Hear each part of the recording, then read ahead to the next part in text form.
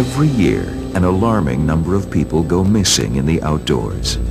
And every year, search and rescue organizations around the world undertake the difficult task of searching for them.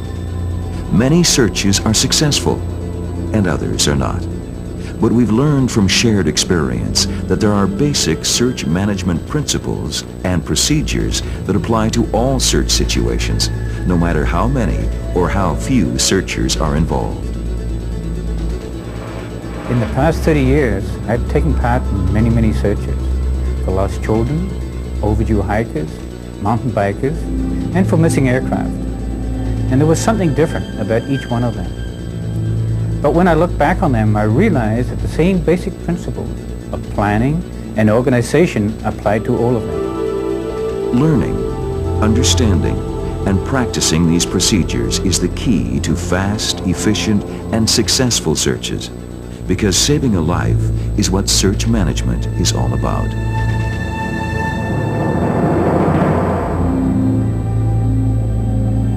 Dispatch over. 6 Bravo 19, go ahead, control. We have a report of an overdue It's a hiker message in from the area. dispatch for Constable Barry McCurdy. Okay, 10-4, I'll copy down that information. A woman is called to say that her husband and grandson still haven't arrived back from a morning hike in the Sheep River area. She's afraid something might have happened to them. I took the call around 2000 hours. It was a cool night and it rained during the day. There were only 2 officers in the detachment area here in Turner Valley. Turner Valley Detachment. I called my partner and asked him to contact a woman who called in and fill out the missing persons questionnaire with her. I also asked him to check the detachment search and rescue resource book and give me the name of an experienced search manager. While he got that information, I would head for the Sandy McNabb campground. I'll go do McNabb campsite, get back. This was the closest entry point to the sheep country from Turner Valley, with a number of popular hiking trails in that area. Turner Valley is a small community, and Barry's partner, Constable Richard Smith, knew of Mrs. Craddock. He wanted to make her feel comfortable in order to get accurate information for the missing person questionnaire. Mrs. Craddock provided pictures of the missing subjects that Richard could take with him to the search base. She also provided him with important information that would form the foundation for the search.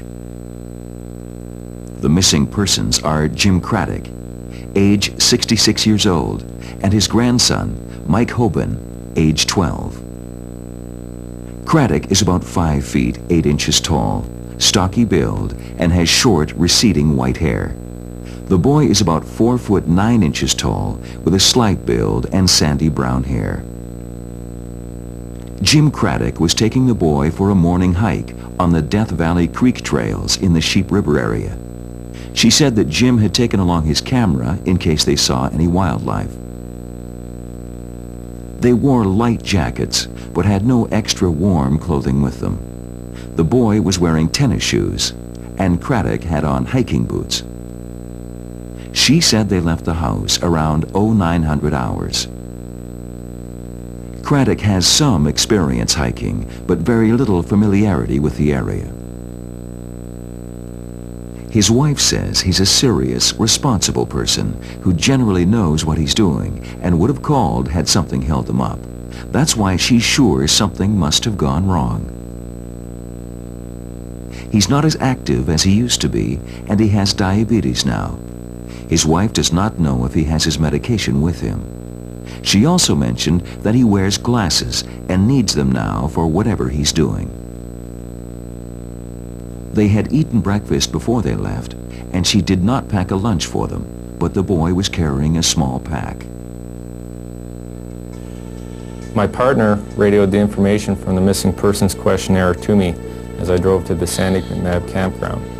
As soon as I got there, I saw the car in the parking lot, a blue Ford Tempo, license number LRN 072, but there was nothing to indicate where the missing pair had gone. The Death Valley Creek Trail led away from here, but so did several other trails. At this point, I called Dave Hanna, the experienced search manager listed in our resource book. Hello, Park Ranger. Hello, Dave. Barry told Dave everything he had found out so far, the information he had received from his partner, and his observations at the trailhead. He was concerned because it would be dark in about an hour. In order to decide what to do next, they first needed to evaluate the urgency of the situation. There is a standard procedure for evaluating urgency. This involves completing a search urgency chart. Age. The fact that Jim Craddock is over 65 years old is important, as is the young age of Mike Hoban. Health. Craddock's diabetes is a matter of immediate concern. Number of people. In this situation, it's probably a good thing that there are two people, as long as they stay together. Weather. The weather's been hazardous due to rain showers, cool temperatures and wind, and the forecast is for improvement over the next few days. Equipment. It seems unlikely that they have adequate clothing for this weather or terrain if they are lost in the bush. Experience.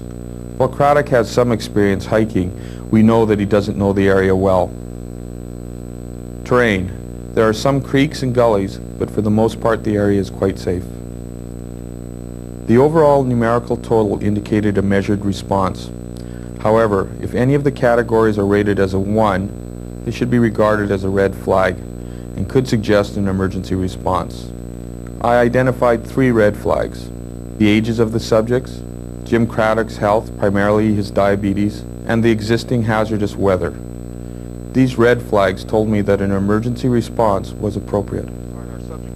I decided to go to the Sandy McNabb campground about an hour away. En route, I contacted a nearby search and rescue volunteer organization to call out some trained searchers.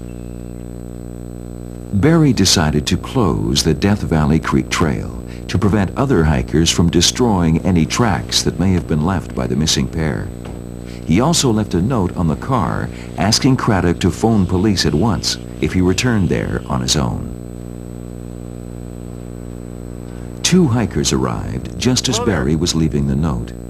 I'm looking for a grandfatherly type and his grandson. Have you seen anyone like that in your hiking? They said they'd been hiking since noon and didn't see them on the Death Valley Creek Trail as they came down it.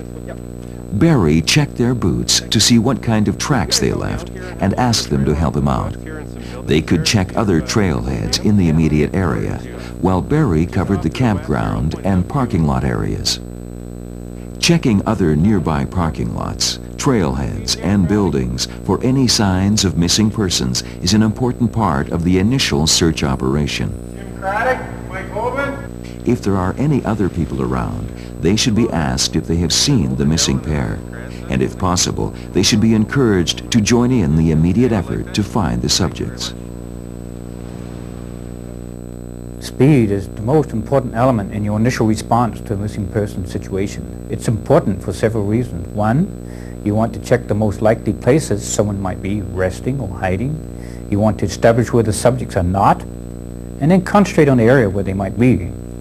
2, you want to establish confinement. That is, establish a boundary by which you're reasonably sure the subject has not passed.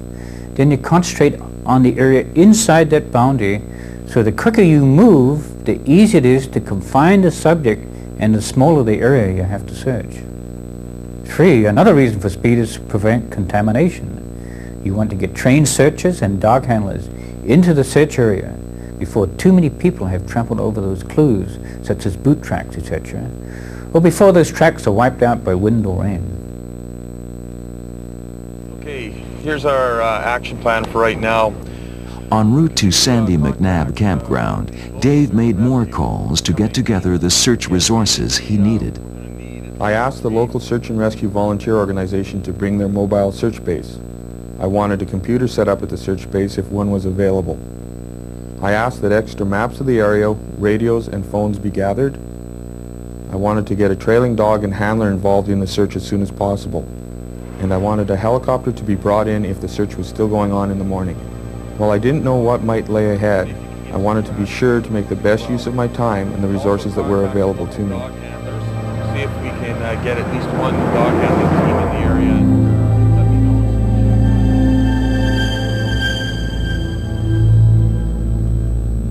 To this point, Barry has carried out the essential tasks quickly and efficiently. He has gathered the basic information about the missing subjects, using other people to help him get this information promptly.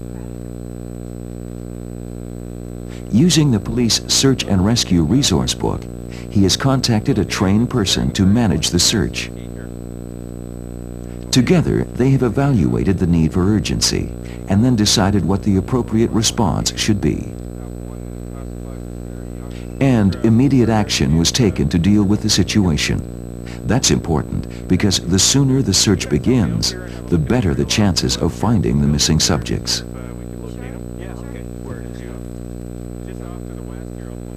You want searchers to see that you are organized, that you have a plan. Planning and good organization inspires confidence. And confidence is an important thing for searchers to have, because efficiency and effectiveness go down tremendously if searchers think their efforts are not being used well. Okay, Barry, what have we got going here? We've got 2,200 hours.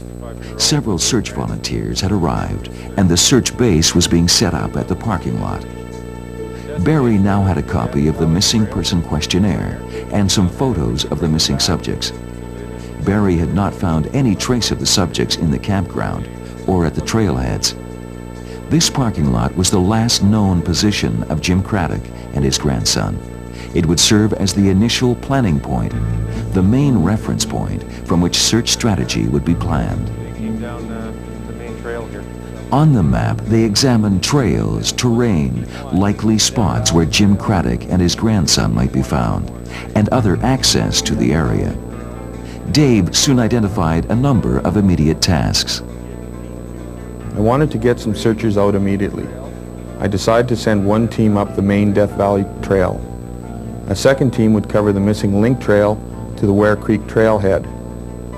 A third team would drive to the north end to confine that portion of the search area in case the subjects wandered out of the area up there. They would light a large fire and set up an attraction confinement camp for the night. I hoped the missing hikers might see the fire and be able to make their own way to it.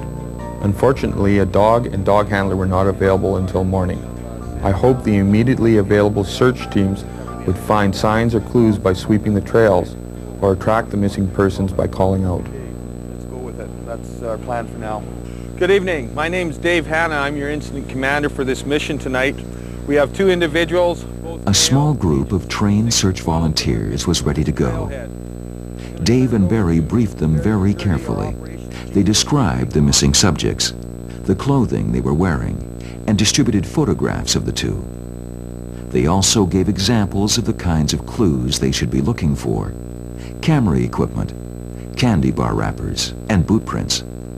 Each team's trail assignments were outlined on clearly marked maps of the area. Equipment and radios were checked, and radio protocols were given specifying how often to check in and communication frequencies. They were also told when, where, and how to report back in. They made sure each team clearly understood exactly where they were to go and what they were to do. Any questions on this briefing? Okay, everyone, good luck, good hunting, and let's find this guy alive. The basic principle is the same in every initial response. Use whatever resources you have to establish confinement and search the high probability areas as quickly as possible. At the same time, you keep trying to get as much information about the subject as possible by investigating on old fronts, often well away from the actual search area. You can never have too much information. If the subject has not been found right away, then you develop a detailed search plan.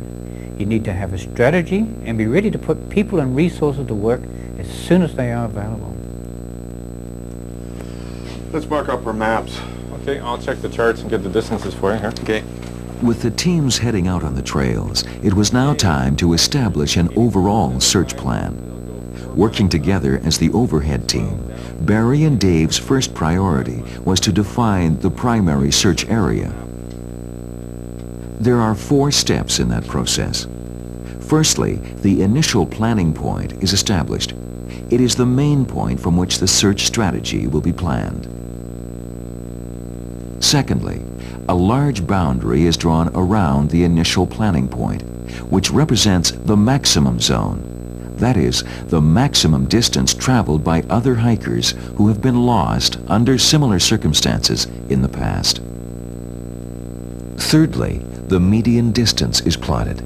This line represents a statistical distance from the IPP, where more lost subjects under similar circumstances are likely to be found near.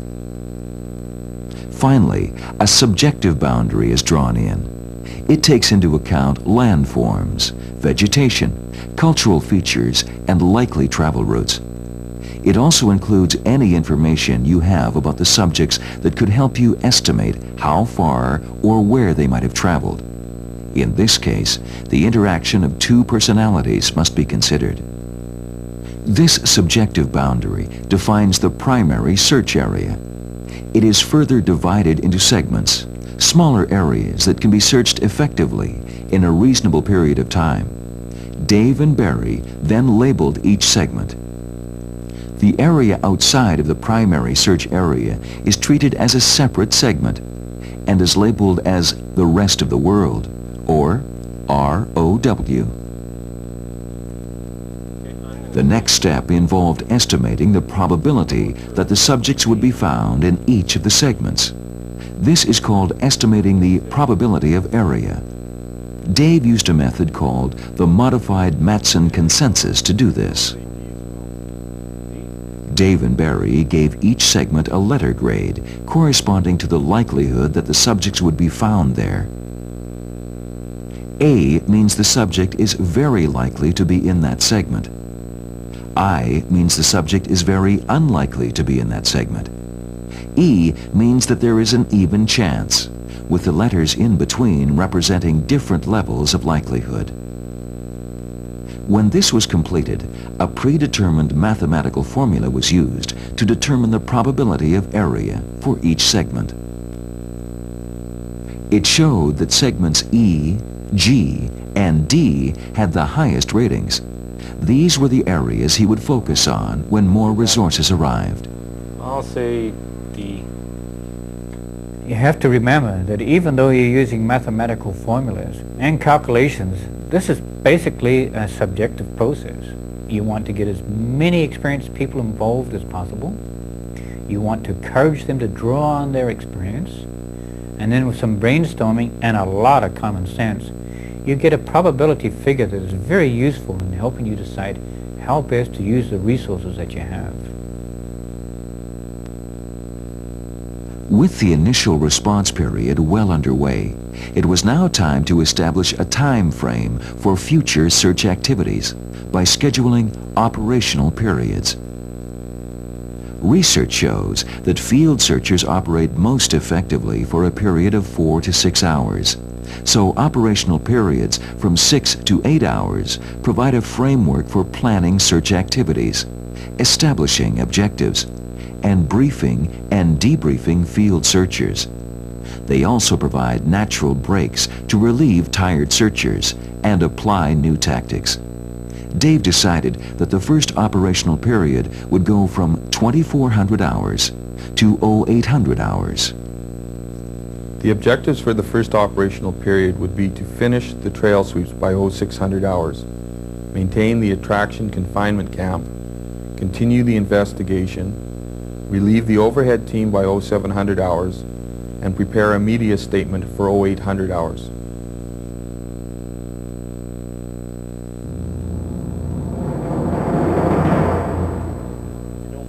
The initial planning point was established at the last known position, the parking lot where Jim Craddock's car was found. The search functions were clearly established. Dave is the search manager, also known as the incident commander. He is responsible for the minute-by-minute practical decisions about the best use of searchers and any other resources that are available. Barry McCurdy is acting as the plans chief, responsible for compiling all information relating to the search. He handles the briefing and debriefing of searchers, keeps maps up to date, and works with the search manager in planning strategy. Immediately, available searchers were sent to search the main trails using sound and voice to attract the subjects. Searchers were also sent to do a road check and set up a confinement camp with a large attraction fire.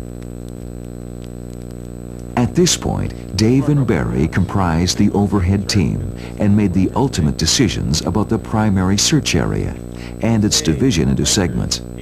They estimated the probability of area to focus the search effort on the highest probability segments. The first operational period was established and its search objectives were clearly identified.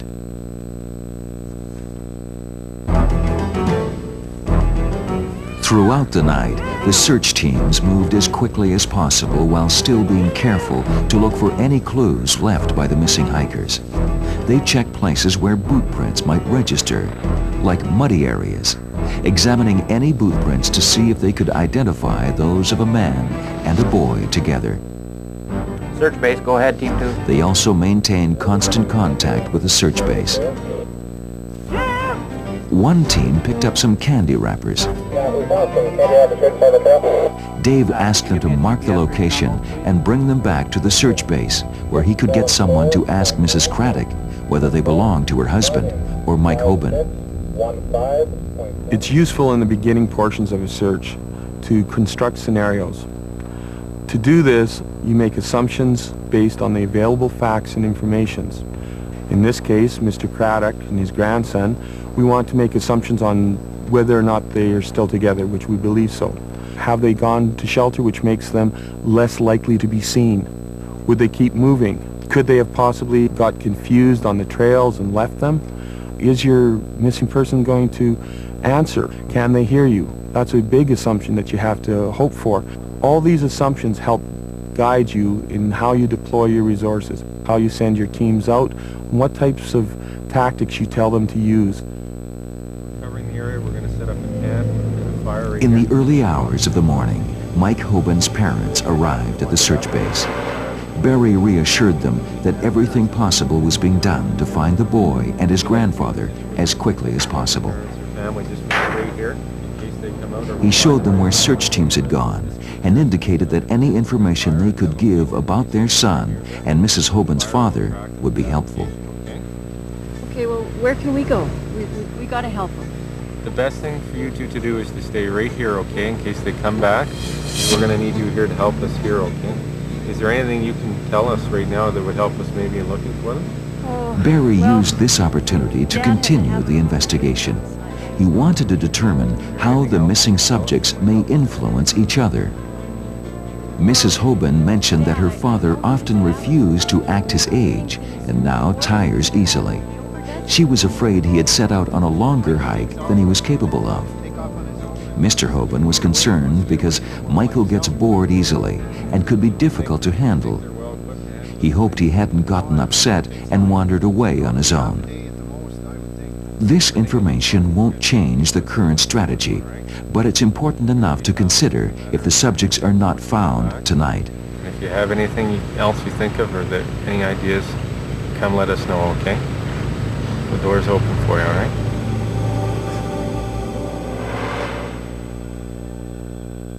I always try to go beyond the physical description of a subject. It's often very useful to know something about a person's habits and personalities, how they handle problems or unusual situations, and how they behave under stress. I try to be friendly and open and create an atmosphere of trust in which people will give you the information that isn't always mentioned in formal interviews. This information is like looking for the key piece of the jigsaw to solve the mystery of the search.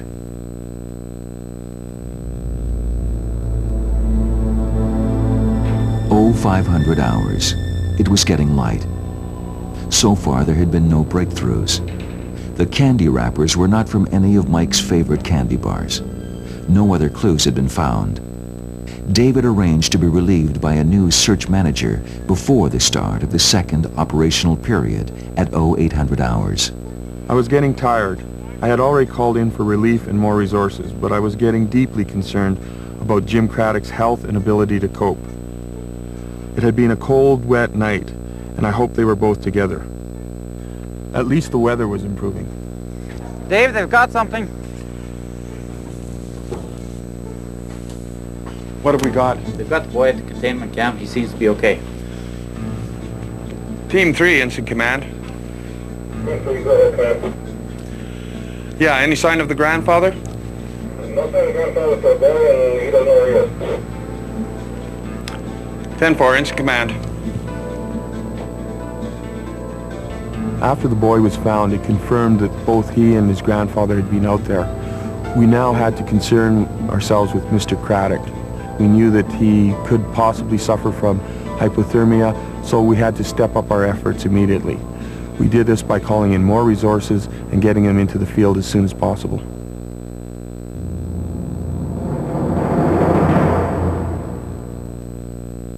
The search for Jim Craddock and his grandson demonstrates the important elements of search management that apply in nearly all situations regardless of the number of people or amount of resources available.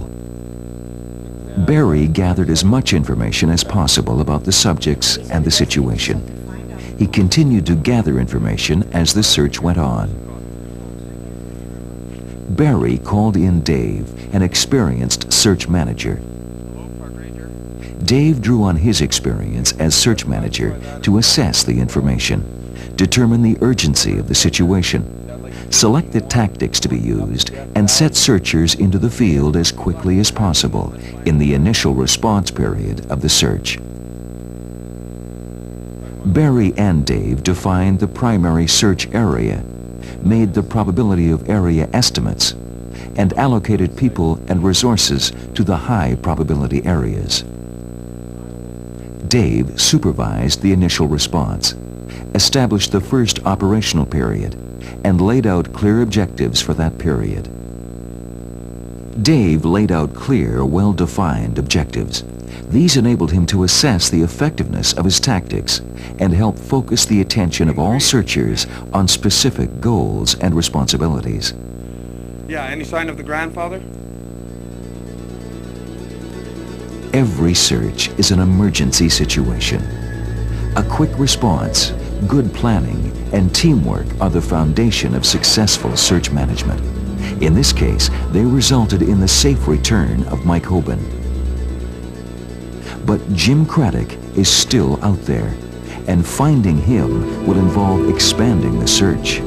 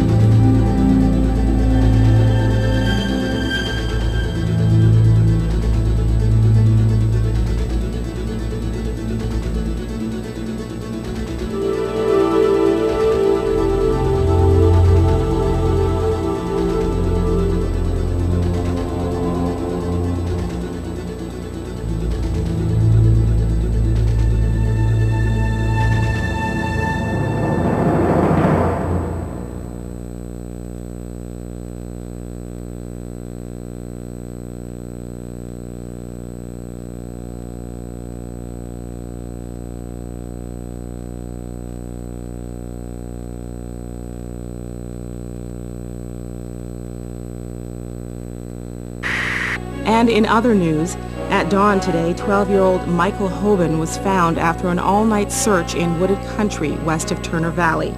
He became separated from his grandfather, 66-year-old Jim Craddock, and was found after making his way to a bonfire lit by searchers. His grandfather is still missing, and search efforts have intensified.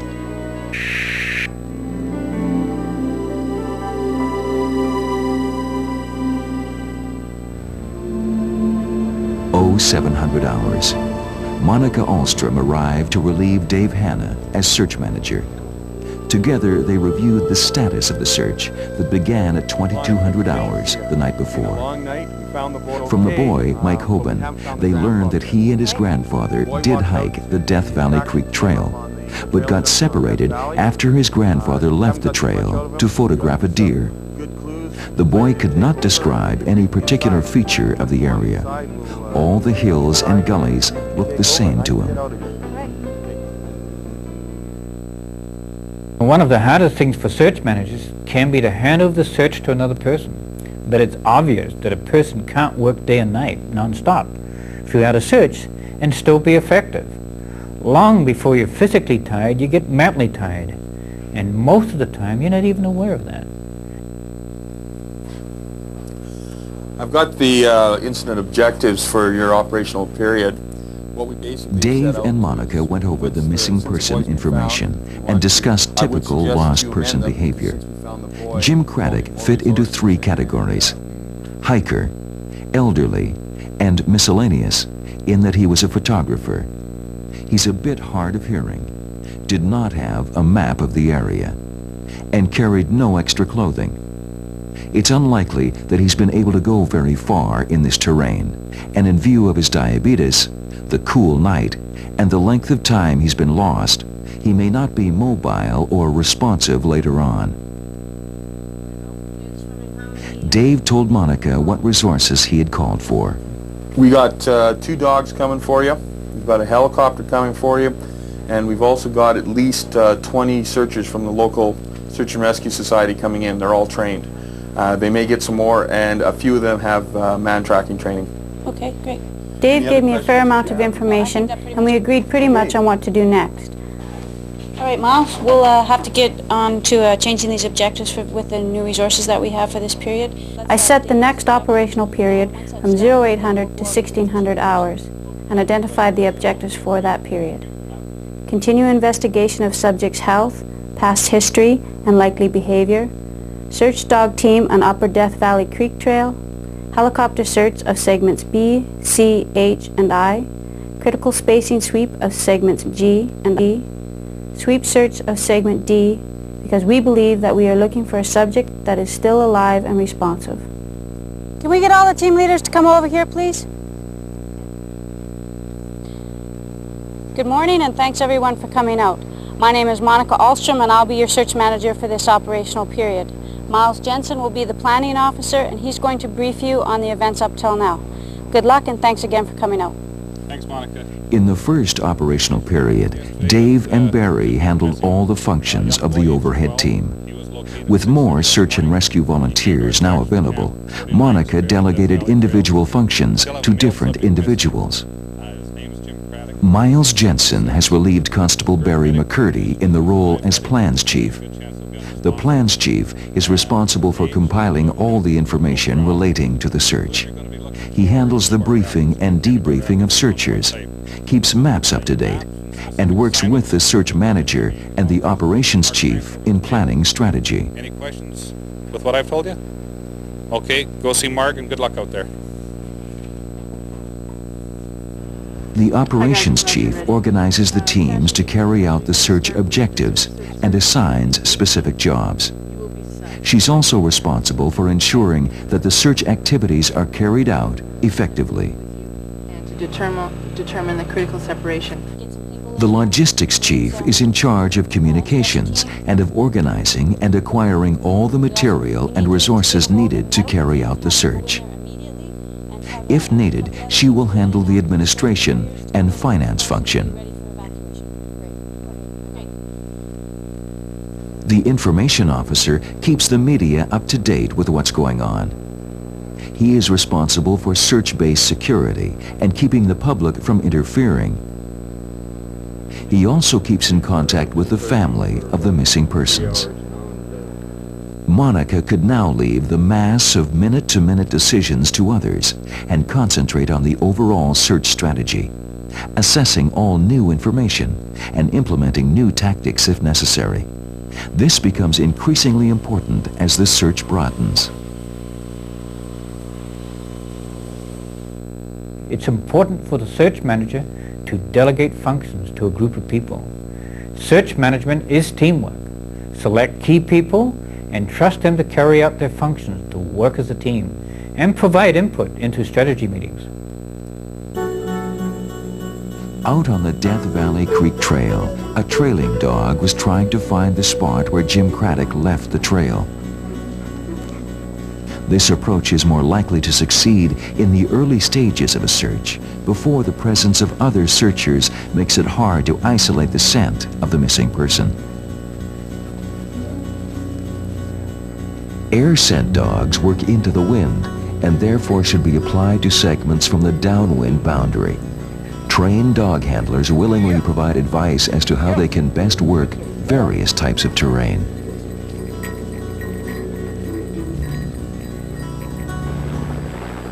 A helicopter searched several segments along Death Valley Creek. Helicopters, if available, are very useful. They can transport searchers to assigned areas and can be used to assist the search of difficult terrain. Helicopters also are a useful attraction device because people lost in forest or wooded country usually make an effort to get into the open when they hear a helicopter coming.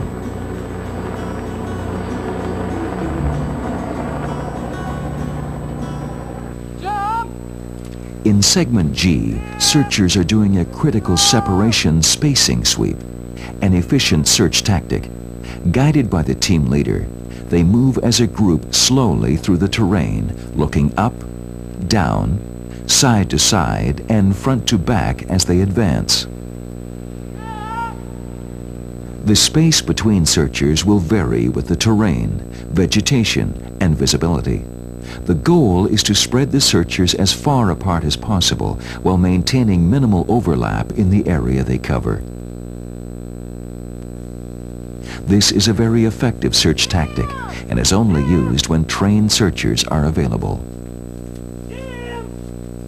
Another group of searchers is doing a wider spaced standard sweep search for maximum efficiency in more forested terrain in segment D. The team leader walks on a compass bearing while the searchers simply fan out and search through the area. Searchers also look up and down, side to side, and front to back as they advance. Searchers working this way can quickly cover a large area.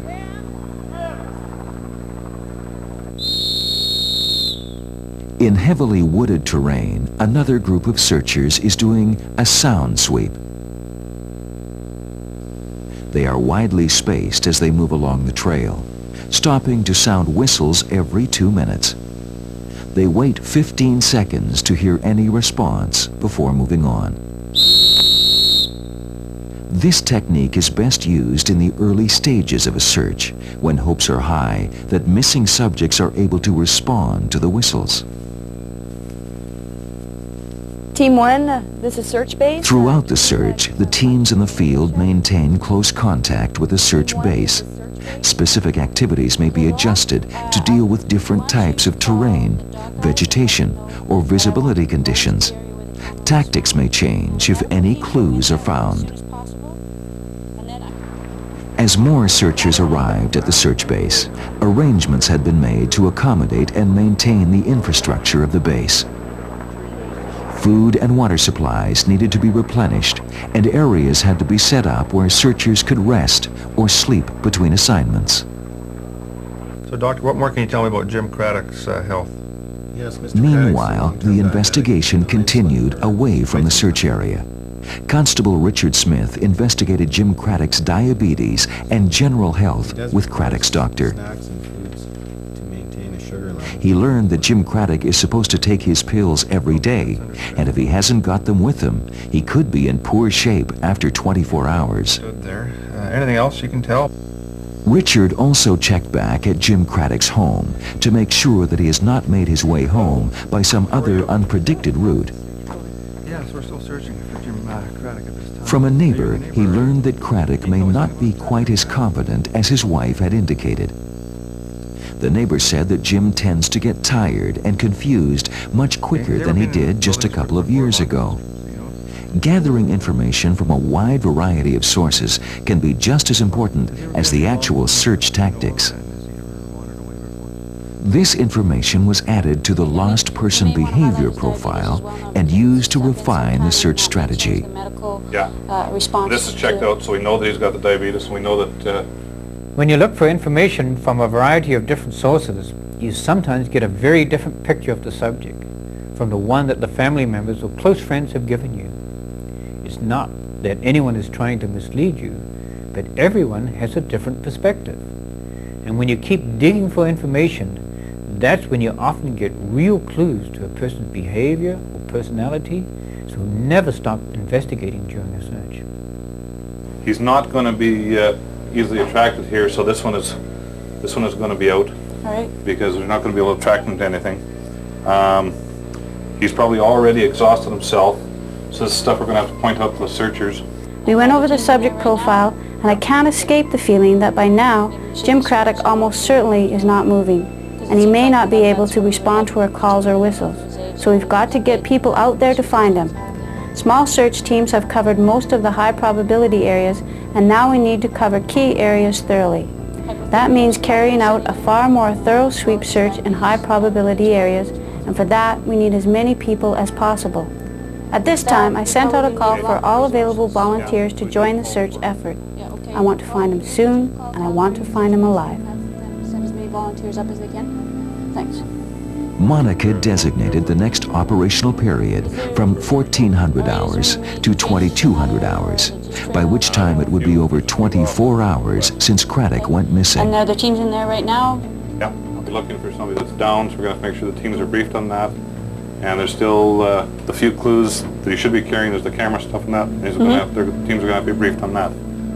Oh, hold up, I found something here. Just as those decisions were made, a possible breakthrough occurred. A sweep search team found a camera on the edge of segment H. Can you radio back to that team and let them know? Monica verified the location and make of the camera, while the plans chief checked the missing person information. Yeah, I've got it written down here. Yes, the camera models matched up. It could be his. Immediately, Monica arranged for the camera to be brought out and authenticated by Mrs. Craddock. And I want them to go into the area where the camera was found.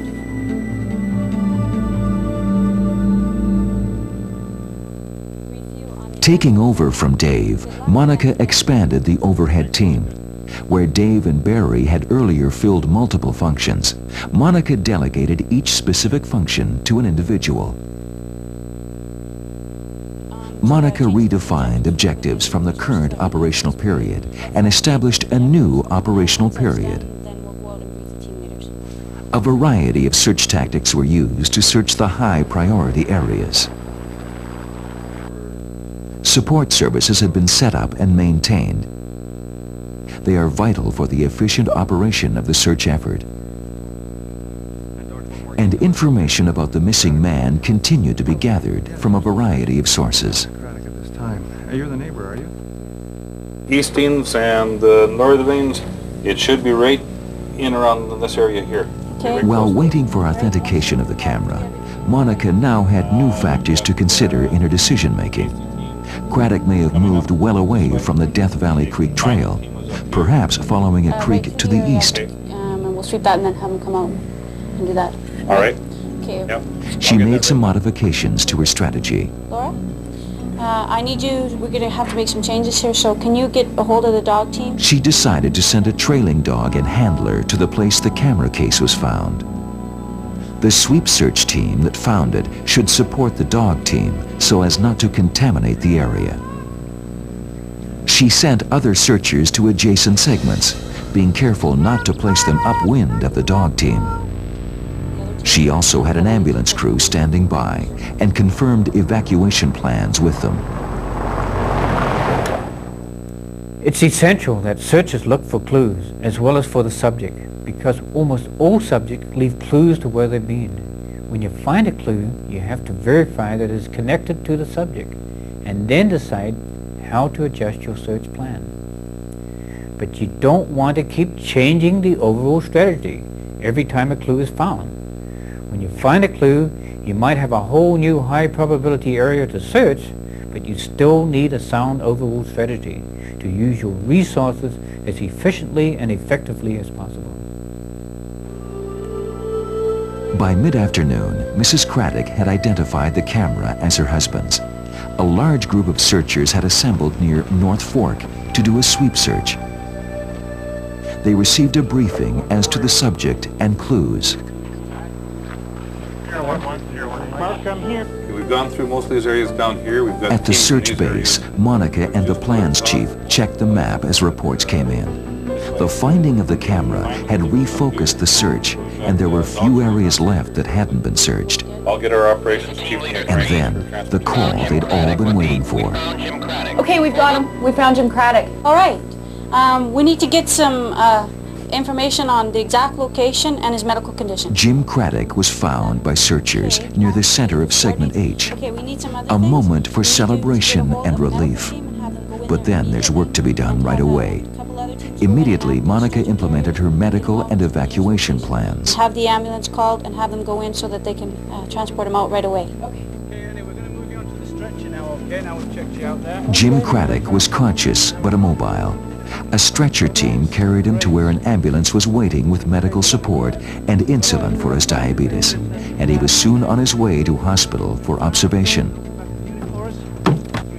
Back at the base, nearby search teams were called in from the field, and pickups were arranged for the distant teams.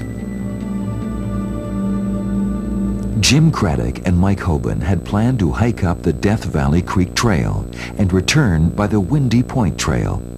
They missed the trail junction and then got off the trail altogether in a wet section. They got separated, and Mike Hoban eventually found his way to the attraction fire. Jim Craddock got disoriented while looking for Mike. He lost his camera on the edge of Segment H and moved on until he was totally exhausted. He thought he heard some whistles, but he was too weak to shout. He was found in the center of Segment H. Quick action and efficient search management had saved Jim Craddock's life and returned him safely to his family.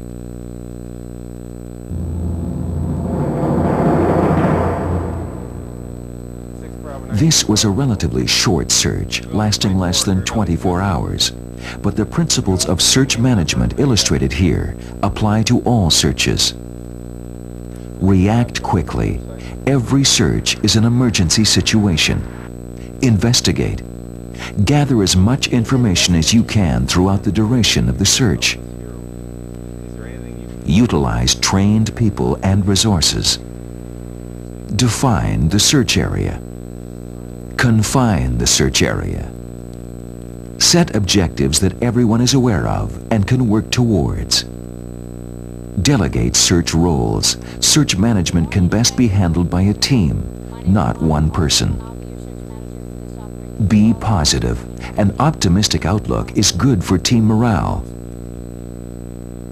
The work doesn't end as soon as a missing person is found. People need to get out safely, the base needs to be packed up, equipment returned, and records need to be put in order. And one of the most important things at the end of the search is to review everything that happened during the search. The basis of search management is lessons learned from the past. If you're part of any search and rescue organization, it probably won't be too long before you'll be involved in another search. The more we learn from experience, the better we can respond in missing person situations. And we can all expect more successful searches if we understand and apply the basic principles of search management.